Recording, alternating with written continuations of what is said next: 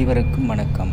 நம்மில் பலருக்கும் வேலை வாய்ப்புக்கோ, நேர்முக பரீட்சைக்கோ அல்லது வெளிநாடு செல்வதற்கோ ஓஎல் அல்லது ஏஎல் ரிசல்ட் ஷீட் தேவைப்படும். முன்னரெல்லாம் நாம் பத்திரமுல்லைக்கு நேரில் சென்று தான் இதை எடுக்க வேண்டியிருந்தது.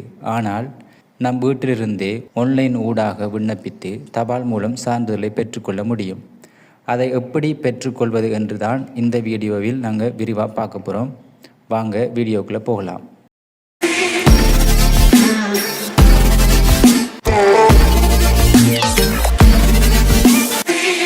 உங்களோட ஃபோனில் அல்லது லேப்டாப்பில் இருக்கிற ப்ரௌசரை ஓப்பன் பண்ணிவிட்டு அந்த சர்ச் பாக்ஸில் donates.lk அப்படின்னு சொல்லி டைப் பண்ணுங்கள். டைப் பண்ணிவிட்டு முதலாவது வார லிங்கை கிளிக் பண்ணுங்கள். கிளிக் பண்ணிங்கன்னு சொன்னால் இலங்கை பரீட்சை திணைக்களத்தில் வெப்சைட் ஓப்பன் ஆகும். இந்த வெப்சைட்டில் பார்த்தீங்கன்னு சொன்னால் அவர் சர்வீசஸ் அப்படின்னு இருக்கும். அது கீழே நிறைய ஆப்ஷன் தந்திருக்காங்க. அதில் online certificates GCE OL and AL அப்படின்னு இருக்குது. அந்த ஆப்ஷனை கிளிக் பண்ணுங்கள். கிளிக் பண்ணிட்டு பார்த்தீங்கன்னு சொன்னால் இதில் அப்ளை பண்ண முதல் கீழே தந்த கொஞ்சம் இன்ஸ்ட்ரக்ஷன் கொஞ்சம் தந்திருக்காங்க. அதை நல்லா ரீட் பண்ணதுக்கு பிறகு தான் நாங்கள் அப்ளை பண்ணணும். எப்படி விண்ணப்பிப்பதுன்னு சொல்லி அவங்க ஒரு வீடியோவும் தந்திருக்காங்க. அப்படி அந்த வீடியோவும் பார்த்து நாங்கள் அப்ளை பண்ணலாம். அதுக்கப்புறம் கீழே பார்த்தீங்கன்னு சொன்னால் ஒரு முக்கியமான தகவல் தந்திருக்காங்க.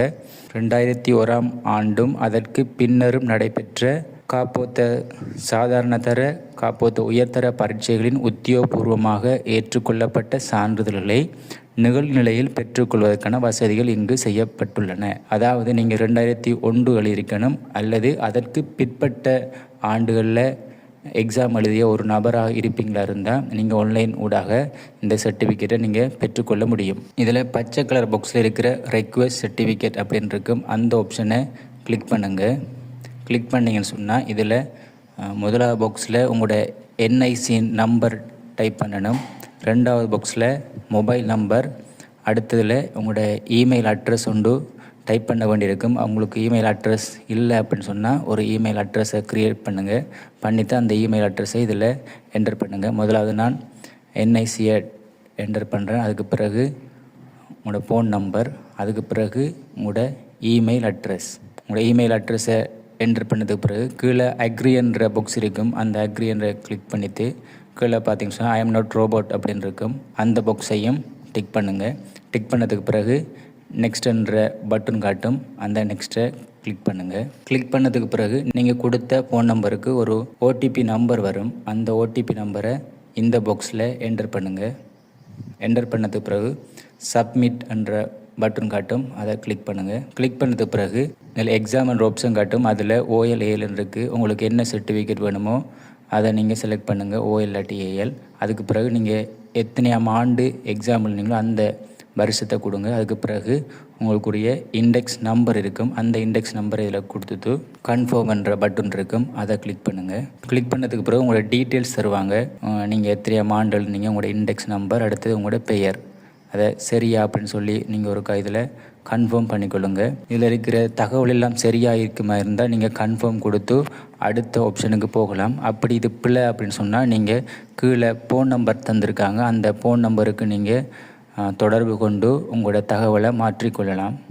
இதில் இந்த தகவல் எல்லாம் சரியாக இருக்கப்படியாக நான் கன்ஃபார்ம் என்ற பட்டனை கிளிக் பண்ணுறேன். கிளிக் பண்ணதுக்கு பிறகு இதில் உங்களோட சர்டிஃபிகேட் டைப் கேட்குறாங்க. அதுக்கு பிறகு எத்தனை வேணும் அப்படின்ற டீட்டெயில்ஸையும் இதில் கொடுக்கலாம். நீங்கள் உங்களுக்கு ஒன்று வேணுமெண்டா ஒன்று அல்லது அதற்கு மேலே வேணுமென்னு சொன்னாலும் அதை நீங்கள் இந்த காப்பீஸ் என்ற அந்த ஆப்ஷனை கிளிக் பண்ணி நீங்கள் அதில் செலக்ட் பண்ணி கொள்ளலாம். இதில் local certificate, foreign country certificate அப்படின்னு சொல்லி நிறைய ஆப்ஷன் இருக்குது. அதுக்கு ஏற்ற மாதிரி நீங்கள் செலக்ட் பண்ணி எத்தனை காப்பீஸ் வேணுமென்னு சொல்லியும் இதில் நீங்கள் கிளிக் பண்ணி கொள்ளலாம். நீங்கள் கிளிக் பண்ணதுக்கு பிறகு அதில் அமௌண்ட் காட்டும். ஒரு காப்பின்னு சொன்னால் 600 ரூபாய் அப்படி சொல்லி காட்டும். அதுக்கு மேற்பட்டதாக இருந்தால் அதுக்கேற்ற மாதிரி அந்த அமௌண்ட் மாறுபட்டு கொண்டிருக்கும். அதற்கு பிறகு கன்ஃபார்ம் அண்ட் ப்ரொசஸ் அப்படின்னு இருக்கும். அந்த பட்டனை கிளிக் பண்ணுங்கள்.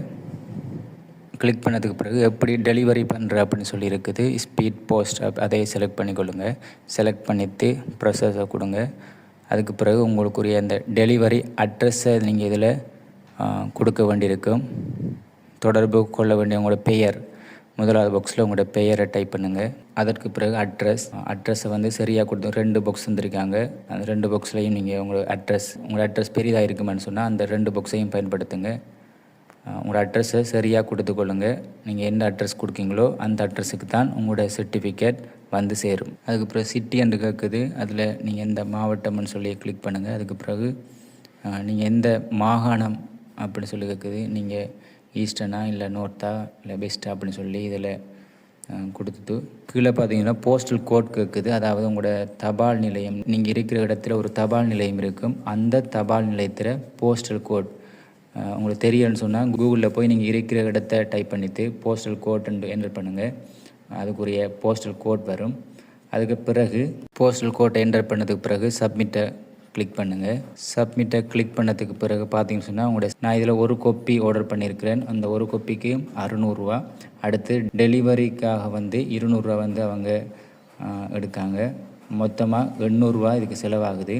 பார்த்ததுக்கு பிறகு நீங்கள் ப்ரொசஸ் டு பேமெண்ட் என்ற பட்டன் இருக்கும். அதை கிளிக் பண்ணுங்கள். அதை கிளிக் பண்ண பிறகு நீங்கள் இந்த காசை எப்படி கட்டுறன்ற பேமெண்ட் மெத்தட் இருக்குது. நீங்கள் விசா காட்டுறீங்கன்னு சொன்னால் உங்களுக்கு ஈஸியாக இருக்கும். அல்லது தபால் நிலையத்துக்கு சென்று காசு கட்ட வேண்டியதாக இருக்கும். நீங்கள் எந்த வழியில் நீங்கள் கட்ட போகிறீங்களோ அந்த வழிமுறையை இதில் தெரிவு செய்து ப்ரொசஸை கொடுங்க. நீங்கள் தபால் மூலம் கட்ட போகிறீங்களா இருந்தால் 2வது ஆப்ஷனை கிளிக் பண்ணிவிட்டு நெக்ஸ்ட்டை கொடுங்க. கொடுத்ததுக்கு பிறகு இதில் உங்களுக்கு ஒரு ரெஃபரன்ஸ் நம்பர் ஒன்று வரும். இந்த ரெஃபரன்ஸ் நம்பரை நீங்கள் காசு கட்டுற இடத்துல இந்த நம்பரை எழுதித்தான் நீங்கள் காசை வந்து கட்ட வேண்டியிருக்கும். இப்போ நான் இதில் வந்து முதலாவது ஆப்ஷன் இருக்குது. விசா கார்டு மூலமாக நான் வந்து காசை பே பண்ணுறேன். முதலாவது ஆப்ஷனை கிளிக் பண்ணிவிட்டு ப்ரொசஸை கொடுக்குறேன். கொடுத்தது பிறகு முதலாவது உங்களோட கார்டு நம்பர், உங்களோட ஏடிஎம் கார்டில் இருக்கிற 3 நம்பரை டைப் பண்ணணும். டைப் பண்ணது பிறகு மாதம், அடுத்தது வருஷத்தை கொடுங்க. அதுக்கு பிறகு அந்த ஏடிஎம் கார்டுக்குரிய பெயர், உரிமையாளருடைய பெயரை டைப் பண்ணுங்கள். டைப் பண்ணிவிட்டு உங்களோட ஏடிஎம் கார்டுக்கு பிறகு 3 இலக்கம் இருக்கும். அந்த நம்பரையும் இதில் டைப் பண்ணிவிட்டு பே நோவை கொடுங்க. கொடுத்ததுக்கு பிறகு உங்களோட ஃபோனுக்கு ஒரு ஓடிபி நம்பர் வரும். அதாவது எந்த பேங்குடைய ஏடிஎம் கார்டு பயன்படுத்துகிறீங்களோ அந்த பேங்க் மூலம் உங்களோட ஃபோனுக்கு ஒரு ஓடிபி நம்பர் வரும். அந்த ஓடிபி நம்பரை இதில் என்டர் பண்ணிவிட்டு கன்ஃபார்மை கிளிக் பண்ணுங்கள். கிளிக் பண்ணிவிட்டு டீட்டெயில்ஸ் இருக்குது. பார்த்தீங்க சொன்னால் இதில் உங்களோட எல்லா டீட்டெயில்ஸையும் இதில் பார்த்துக்கொள்ள முடியும். நீங்கள் எத்தனை காப்பி ஆர்டர் பண்ணுறீங்க, அந்த ஒரு காப்பிக்கு எவ்வளவு காசு, டெலிவரி சார்ஜ் எவ்வளோ எடுக்கிறாங்க, எல்லாமே இதில் காட்டுவாங்க. அடுத்தது டெலிவரி இன்ஃபர்மேஷனில் உங்களோட பெயர், அட்ரஸ், ஃபோன் நம்பர் அப்படி சொல்லி எல்லா டீட்டெயில்ஸும் இருக்கும். அந்த டீட்டெயில்ஸ் எல்லாம் நீங்கள் ஒருக்கா செக் பண்ணதுக்கு பிறகு அந்த டீட்டெயில்ஸ் எல்லாமே சரியாக இருக்கும் பட்சத்தில் நீங்கள் கீழே இருக்கிற பட்டனை கிளிக் பண்ணுங்கள். கிளிக் பண்ணதுக்கு பிறகு உங்களோட சர்டிஃபிகேட்டில் இன்ஃபர்மேஷன் வரும். அதாவது உங்களோட பெயர், நீங்கள் எத்தனையாம் ஆண்டு எக்ஸாம் எழுதினீங்க, உங்களோட இண்டெக்ஸ் நம்பர், அடுத்து நீங்கள் என்னென்ன பாடம் எழுதுனீங்க, அந்த பாடத்துக்குரிய கிரேட்டும் தந்திருப்பாங்க. அதையும் ஒருக்கா கன்ஃபார்ம் பண்ணிவிட்டு கீழே ஒரு பாக்ஸ் ஒன்று தந்திருக்காங்க. அந்த சின்ன பாக்ஸையும் டிக் பண்ணதுக்கு பிறகு ரெஃபரன்ஸ் நம்பர் தந்திருக்காங்க. அந்த ரெஃபரன்ஸ் நம்பரையும் நீங்கள் ஒருக்கா ஸ்க்ரீன்ஷாட் அல்லது ஃபோட்டோ பிடிச்சி வச்சுக்கொள்ளுங்க. இப்போ சர்டிஃபிகேட்டை வந்து நாங்கள் ரெக்வெஸ்ட் பண்ணித்தோம். இன்னும் ஒரு 2-3 நாளையால் இது வந்துடும். வந்ததுக்கு பிறகு அதையும் ஒருக்கா ஃபோட்டோ பிடிச்சி அந்த சர்டிஃபிகேட் எப்படி இருக்கும் அப்படின்னு சொல்லியும் இந்த வீடியோவில் நான் அட்டாச் பண்ணுறேன்.